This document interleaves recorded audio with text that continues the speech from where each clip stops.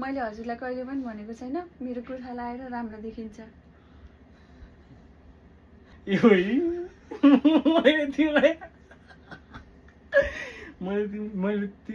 तिमीले भने मैले के अरे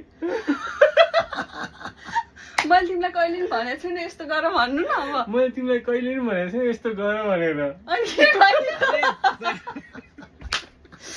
म फेरि एकचोटि मैले तिमीलाई कहिले पनि भनेको छैन यहाँदेखि यहाँसम्म पुरै पिछवाड़े में तो धो लेकर जाएगा यदि बहन पाल रहे हो बेटा।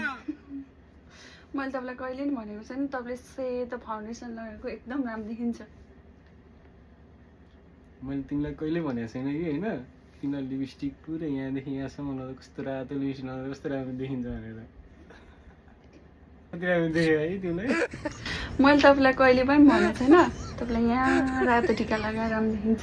हो र तिमीलाई तिम्रो यहाँ दुई चुल्टी यसरी बाऱ्यो भने कति राम्रो देखिन्छ नि। मैले हजुरलाई कहिले पनि भनेको छैन यस्तोमा पोते लगाएको राम्रो देखिन्छ भनेर। मलाई थाहा थियो कि मलाई केटी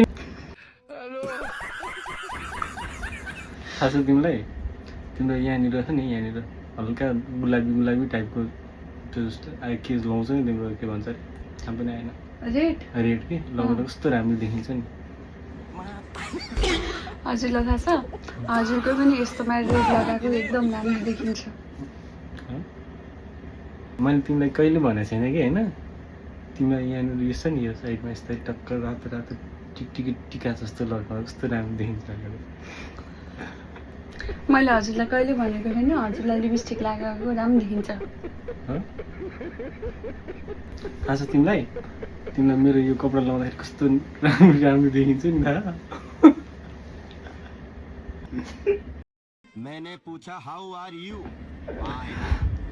मैले कहिले पनि हजुरलाई भनेको छैन यहाँनिर चाहिँ टिकी लगाएको यहाँबाट यहाँसम्म टिकी लगाएको रातो टिकी लगाएको राम्रो देखिन्छ।